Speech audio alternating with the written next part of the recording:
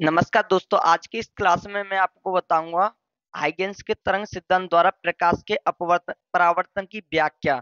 यहाँ से दो क्वेश्चन बनते हैं।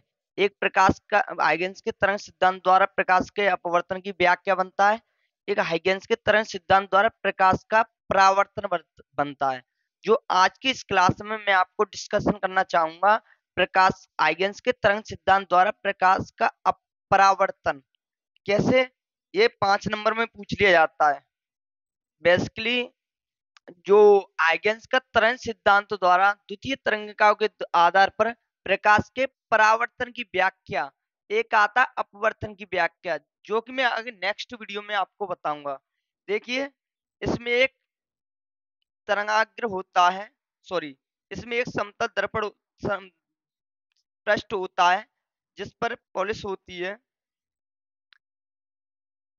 इस प्रकार से देखिए, एक आता है परावर्तन और अपवर्तन में क्या डिफरेंस होता है।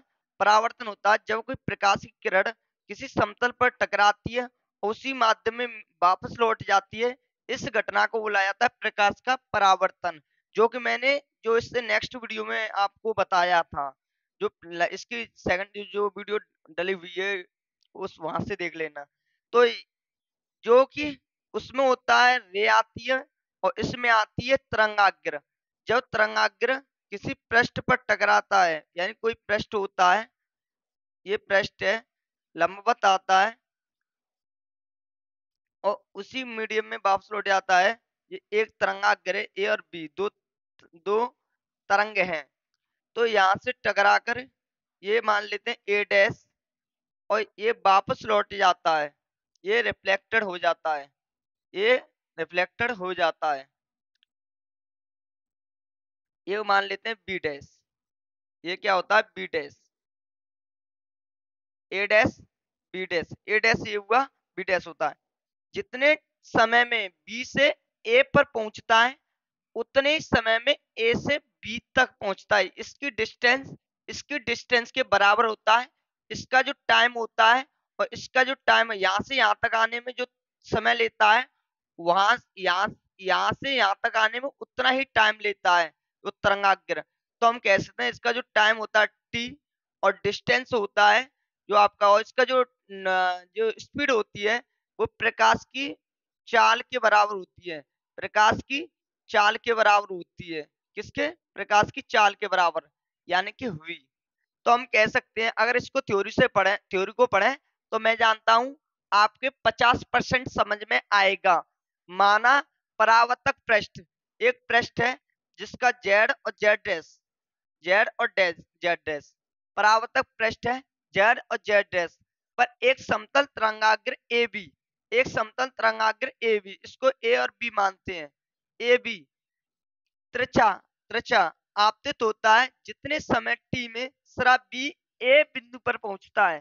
शराब बी ए बिंदु तक पहुंचता है, उतने ही समय में ए बी बिंदु पर पहुंचता है, यहाँ पर पहुंचता है। उतने ही समय में बी ए पर पहुंचता, बिंदु ए अतुका है, ए शराब बी पर पहुंचता है।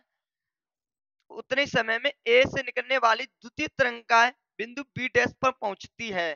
तो हमें बताना है प्रकाश का अपवर्तन ये होता, परावर्तन ये होता है कि आपतन कोण परावर्तन कोण के बराबर होना चाहिए।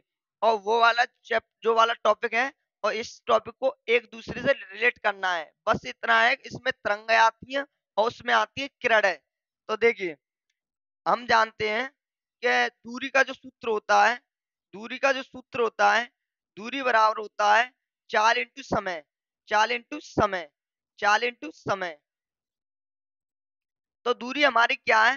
दूरी हमारी है ए और B dash, A B dash, A B dash, A B dash बराबर चाल हमारी प्रकाश की चाल होती है वी, और टाइम होता है टी।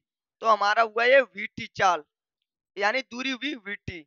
और दूसरे जो है इसकी जो डिस्टेंस है ए और B, A B, A B, A A dash, sorry, A A dash, नहीं नहीं, बी ए डैश बराबर होती है जो उसकी चाल है, ये वाली दूरी और ये वाली दूरी सेम होती है। तो वी इंटू टी, यानी वीटी। इसकी वेलोसिटी यहाँ तक आने में, यहाँ से यहाँ तक आने में जितना वेलोसिटी से आई होगी, वो यहाँ से यहाँ तक जाने में उतनी वेलोसिटी लगी होगी, और टाइम उतना ही लगता है सेम। तो वीटी, तो हम जानते हैं त्रिभुज एबीसी में, त्रिभुज ए बी ए, हम जानते हैं कि यहाँ होता है एंगल ऑफ, यानी आपतन कोण आई होता है, सॉरी यहाँ नहीं होता है, आपतन कोण आई यहाँ पर होता है, और यहाँ पर होता है 90 माइनस आई, और यहाँ पर भी आई होता है। ये होता है आपका नॉर्मल, और ये आपका नॉर्मल होता है, क्या होता है नॉर्मल, यानी अविलंब। यहाँ पर होता है आर, तो यहाँ पर होगा 90 माइनस आर, कितना होगा 90 माइनस आर, 90 माइनस आर। यहाँ पर भी आर होगा, यानी परावर्तन कोण होगा।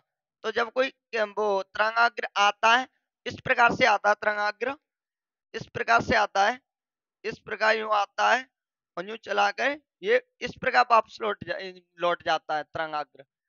तो त्रिभुज ए बी डैश ए में, या हम इससे कहते हैं ए बी ए डैश में, त्रिभुज ए बी ए डैश में साइन आई बराबर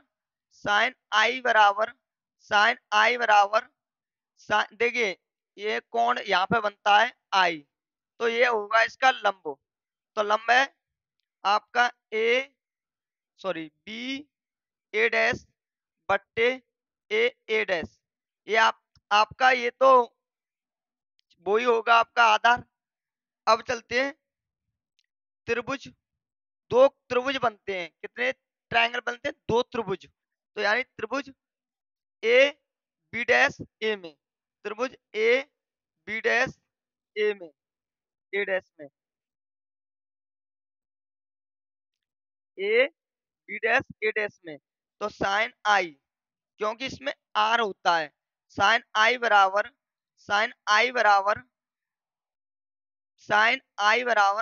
जो आर बराबर ए आर आपका, तो आपको जो लंब होगा ये वाला, लंब होगा ए वाला, तो यानी लंब है a dash A B dash, A B dash upon a dash. और यहाँ से हमें ये डिस्टेंस निकालनी है, बी डैश बराबर देखिए इसकी निकालेंगे, तो इसकी निकलेगी देखिए यहाँ से निकालें, तो बी ए डैश बराबर होता है साइन आई, यानी ये आपका बी डैश होता है